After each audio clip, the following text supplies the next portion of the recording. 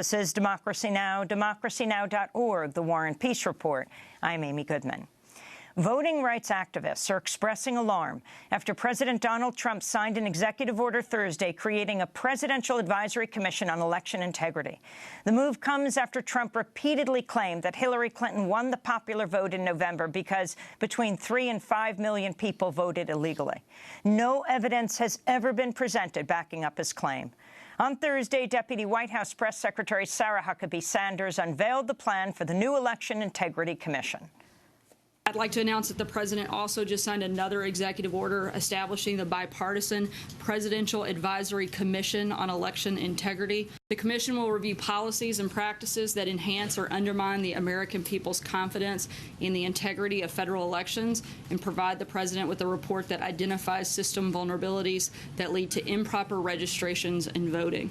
Civil rights groups and several Democratic lawmakers denounced the Election Integrity Commission, suggesting it's designed to perpetuate the myth of voter fraud as a pretense for new policies that'll make it harder to vote. Policies such as voter ID laws, eliminating early voting, and prohibiting same-day voter registration. Particularly worrying to voting rights activists is the selection of Kansas Secretary of State Chris Kobach as the vice chair of the commission.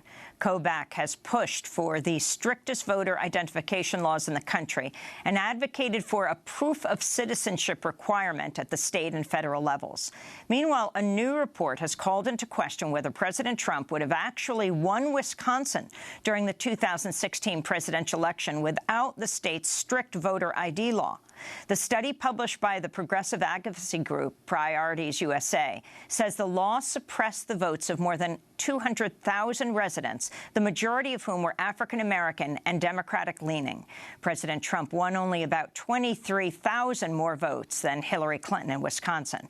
Well, for more, we're joined by Ari Berman, senior contributing writer for The Nation, where he covers voting rights. His recent piece is headlined, "Trump's Commission on Election Integrity Will Lead to Massive Voter Suppression." Explain why, Ari. Well, I think first off, it's important to note this is not an election integrity commission. This is a voter suppression commission because there is no evidence of widespread voter fraud to investigate.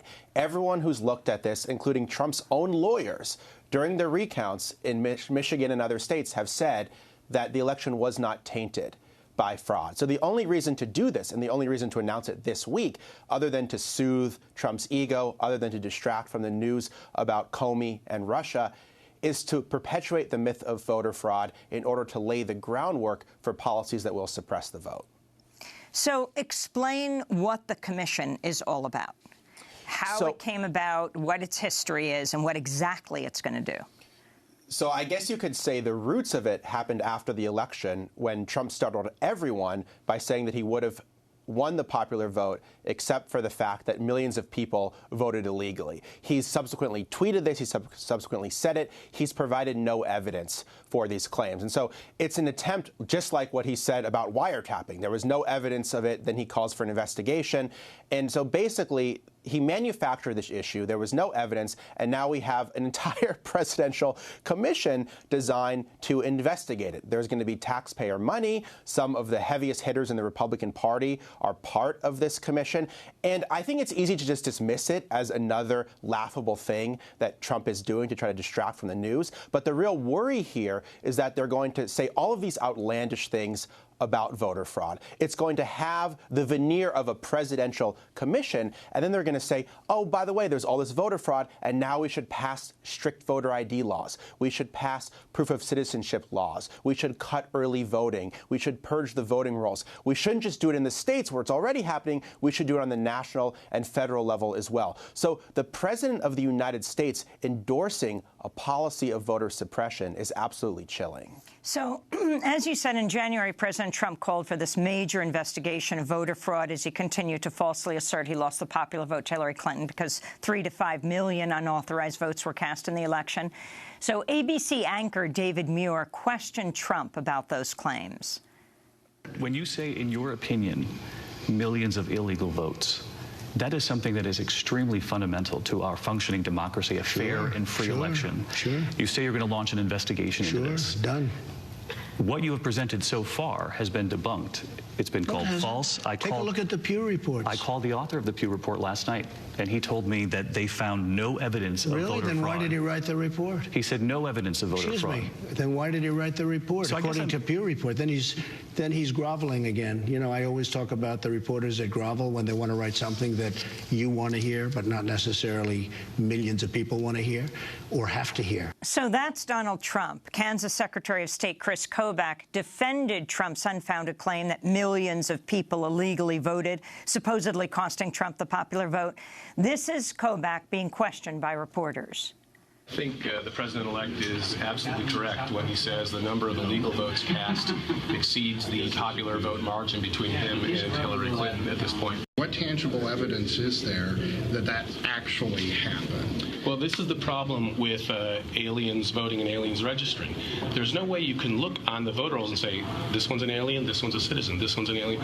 Once a person gets on the voter rolls, you don't have any way of easily identifying them as aliens. And so you have to rely on post-election studies like the Cooperative Congressional Election Survey, where you get data from aliens themselves saying, oh, yeah, I voted. It does appear that aliens do vote in very large numbers. That was Chris Kobach back in November, right after the election, Ari Berman. So all of the available evidence shows that voter fraud is a very small problem in American elections, and that non-citizens voting is an even smaller problem in American elections. Because just think about it, Amy. If you're a non-citizen and you vote, you're risking deportation, you're risking a felony, you're risking never being able to vote again if you become a U.S. citizen. So all of these things are a huge risk to somebody.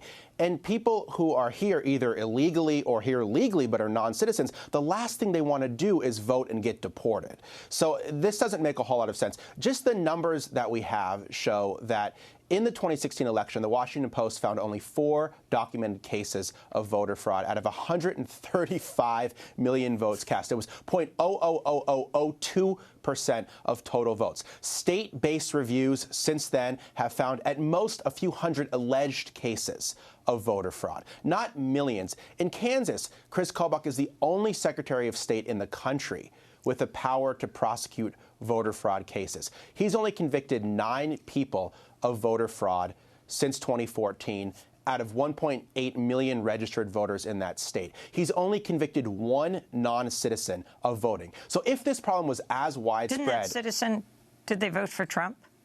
There was a different non-citizen who voted in Texas, not knowing that she was unable to vote. Because usually this is what it is. If you're a non-citizen and you vote, it's usually because you believe you're qualified, because you have documents like a green card or like a driver's license, and you believe that you're part of the political process. And they may ask you at the DMV, do you want to register to vote? And you say yes, but it's nothing nefarious here. There was another case of someone who voted twice in Iowa for Donald Trump because she believed his claims that the elections were going to be rigged. So I'm not saying this never happens, but it's a very, very, very small problem. And usually it's human error, not some sort of massive conspiracy underway.